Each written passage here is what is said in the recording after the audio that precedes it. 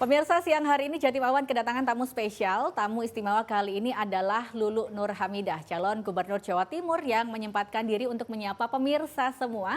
Dan tentunya Ibu selamat siang. Selamat siang semuanya. Terima kasih telah meluangkan waktunya hadir di studio JTV. Terima kasih juga untuk JTV ya. Benar, Bu, kalau berbicara mengenai karir politik, nama Ibu bukan nama baru, jelas. Seperti kita ketahui bersama, beliau adalah seorang anggota DPR RI. Dan kali ini menerima pinangan dari PKB untuk menjadi calon Gubernur Jawa Timur dengan nomor urut 1. Ya, bersama dengan Bapak Lukmanul Hakim. Benar, ya Pak. Benar, Mungkin bisa dijelaskan Ibu, tadi kita sempat melihat video Ibu berziarah. Ini boleh diceritakan, Bu? Iya, jadi kita ini pulang kampung ceritanya. Ada panggilan untuk bareng-bareng gimana caranya kita bisa berkontribusi membangun Jawa Timur dengan bekal pengalaman kita dan juga perjalanan karir kita baik itu di politik atau kemudian di DPR ya, kemudian juga di eksekutif karena kebetulan Mas Lukman juga pernah menjadi staf khusus 3 menteri yang berbeda. Jadi Menteri Perdagangan, Menteri Desa, dan juga Menteri Pendidikan Tinggi dan Riset. Dan saya sendiri juga karena kebetulan sebagai Ketua DPP PKB bidang hubungan dan kerjasama internasional, maka tentu begitu ya kira-kira pengalaman-pengalaman kita ketika membangun hubungan diplomasi dengan beberapa negara sahabat ini akan bisa bermanfaat untuk bisa membangun Jawa Timur. Nah, maka kenapa kemudian kita mengaktifasi ya semua struktur pemenangan khususnya dari struktur PKB, jadi mulai dari DPW, DPC, kemudian tingkat kecamatan sampai ranting dan juga kekuatan anggota fraksi khususnya baik itu DPR RI yang dapilnya di Jawa Timur, kemudian juga DPRD Provinsi yang 27 dan 366 DPRD Kabupaten dan Kota se-Jawa Timur, semua bergerak serentak untuk menjadi tim pemenangan berikut dengan para relawannya. Jadi semua masih dalam kondisi yang fresh gitu ya, dan apalagi masih baru syukuran terpilih jadi DPR, maka momentum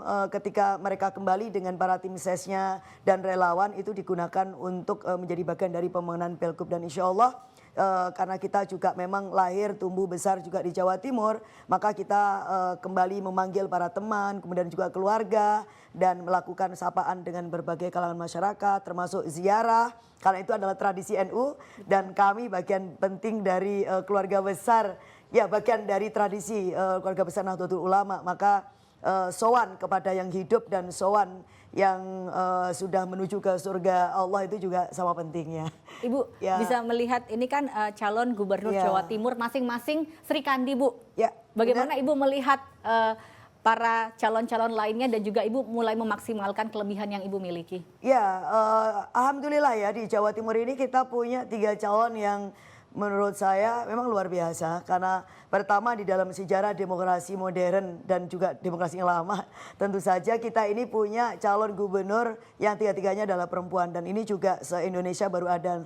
Kalau dalam bahasa saya bahkan sedunia itu baru ada ya di Jawa Timur ini. Nah, ini adalah momentum di mana rakyat kemudian membuat pilihan-pilihan yang jauh lebih terbuka, yang kemudian jauh lebih asik gitu ya. Karena kalau konteksnya perempuan kita semua udah perempuan, wakilnya 3-tiganya juga kemudian laki-laki. Nah, mana yang kemudian itu benar-benar membawa harapan dan kemudian rekam jejak yang baik. Kami insya Allah ingin memberikan pelayanan kepada Jawa Timur dengan tanpa beban dan tidak menjadi bagian dari masalah dari Jawa Timur, itu penting. Jadi kita itu kalau mau ngurus rakyat ya jangan jadi urusan. Jadi kalau kita ingin menyelesaikan masalah Jawa Timur ya jangan jadi bagian dari masalah. Itu semboyan dan sekaligus semangat ya dari kami. Nah itu mungkin kalau kita bicara bedanya kita dan kami berdua ini kan umur-umur yang sedang ya. Jadi kalau ibaratnya buah itu udah enak lah kalau kemudian dimakan. Jadi tidak mentah tapi juga tidak terlalu matang ya. Tapi matangnya itu matang yang enak ya, gitu. Jadi kita muda itu tapi tidak bocil. Jadi kami berdua itu ya usaha-usaha yang sedang semangat-semangatnya untuk memberikan energi baik kita untuk Jawa Timur.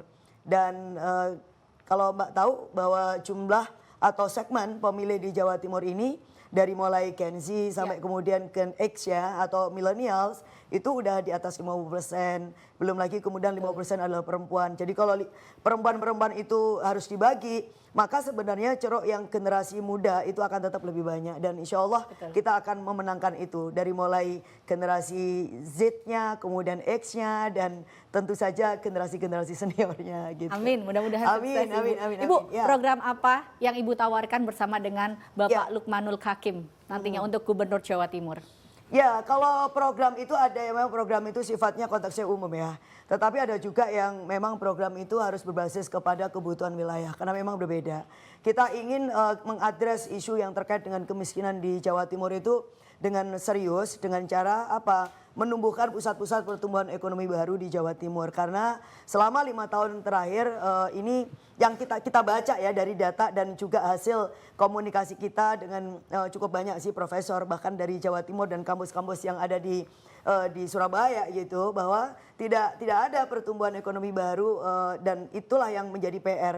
Maka kenapa kemudian membangun Jawa Timur dari Madura, kemudian membangun Jawa Timur juga dari Mataraman, membangun Jawa Timur dari daerah lingkar selatan, dari mulai Pacitan, kemudian Trenggalek, ada Ngawi di sana dan seterusnya sampai kemudian ke ujung, itu akan menjadi tekad kita. Nah, dengan bekal pemetaan wilayah yang menjadi cara kita melakukan pendekatan baru, menumbuhkan pusat-pusat ekonomi baru, maka ini akan menjawab problem ketertinggalan, kesenjangan, dan kemudian juga kemiskinan yang kebetulan ini kan konsentrasinya di luar gerbang kata susila gitu.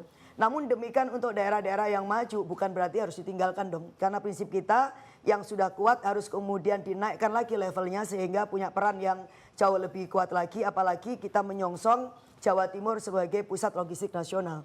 Jadi kayak daerah Surabaya, kemudian Gresik, kemudian Sidoarjo, kemudian Malang dan sekitarnya yang gerbang Kartasusila benar-benar harus terbangun satu iklim yang sangat kuat gitu ya, yang bisa menyongsong era baru di mana Jawa Timur kita harapkan bukan hanya jadi pusat logistik nasional tapi juga provinsi yang kelasnya dunia. Betul. Gitu, ya. Ibu, bagaimana Ibu menanggapi survei terakhir yang menyebutkan elektabilitas Ibu 2,2% ini Bu? Itu terakhir atau pertama? Ah, ya, coba nanti kita cek lagi. Oke, tidak apa-apa ya.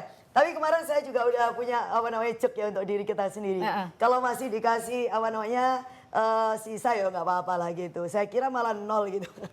Enggak ya. Jadi kita tanggapin ini dengan tetap optimis karena memang kita tahu cara kerja kita seperti apa. Jadi PKB ini kan sebagai partai pemenang di Jawa Timur. Kita bilang kita ini punya kekuatan DPR yang sangat banyak, 366. Artinya rata-rata di setiap kabupaten kita punya ya mungkin 4-5 lebih gitu. Bahkan ada yang 12, ada yang 13 gitu. Dan mesin ini sudah diaktifasi. Jadi pada saat survei kita ini memang pada saat konsolidasi. Jadi kita selesaikan dulu konsolidasi struktur dan kemudian relawan yang berbasis pada DPR dan baru kemudian kita terus melakukan konsolidasi ke akar rumput dan kita melakukan kunjungan. Dan kalau kita lihat respon dari masyarakat atas kemunculan Mbak Lulu dan juga Mas Lukman sangat positif ya, sangat positif. Kita bilang ini bukan hanya sekedar menjadi penanda bahwa Jawa Timur itu demokrasinya menjadi oke gitu. Tetapi memang ada harapan. Nah, harapan ini yang akan terus kita pelihara ketika ketemu dengan petani tembakau, petani garam, kemudian petani padi, petani jagung, bahkan dengan nelayan. Besok itu saya mau ke Trenggalek. Itu saya beberapa tahun yang lalu juga udah punya semacam gambaran bagaimana Trenggalek dengan perigi, dengan kekuatan benih lobster itu, maka seharusnya bisa menjadi pusat pembudidayaan lobster yang utama gitu. Masa pasar lobster dunia 70% itu dikuasain Vietnam sementara benihnya itu dari Jawa Timur gitu. Nah, kenapa tidak ada dukungan politik, anggaran ya, dan kemudian infrastruktur yang sangat memadai? Itu yang saya bilang, menumbuhkan dan membangun dari daerah pinggiran, dari daerah-daerah baru sehingga kita akan ketemulah Jawa Timur yang utuh gitu.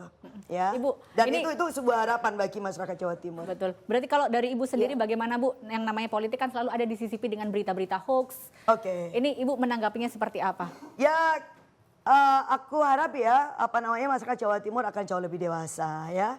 Jadi masifnya informasi melalui dunia cyber, internet, digital itu tetap harus dibarengin dengan literasi yang sangat memadai dan kita punya komitmen juga untuk berkampanye yang bersih ya, kampanye yang baik. Namun tidak berarti bahwa tidak ada kebijakan yang dikritik. Kritik itu boleh. Karena memang satu alasan kenapa kita harus bertanding di dalam Pilgub ini kan antara lain juga melakukan satu koreksi.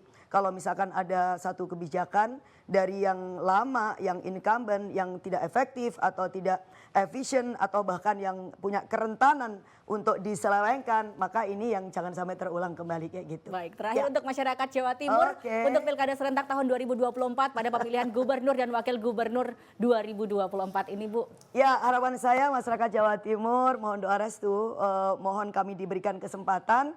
Mbak Lulu juga Mas Lukman, kami adalah dua orang muda yang punya tujuan dan semata-mata ingin Jawa Timur itu menjadi provinsi yang benar-benar membanggakan.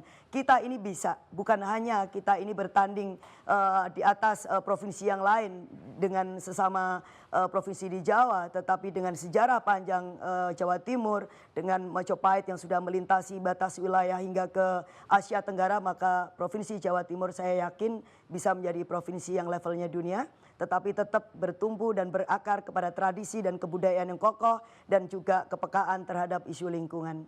Dan Mbak Lulu, Mas Lukman insya Allah jawabannya. Assalamualaikum. Terima kasih. Terima kasih, Betul Suwon GTV ya. Terima kasih banyak ya. Thank you. Pemirsa jangan lupa gunakan hak pilih Anda di tanggal 27 November 2024.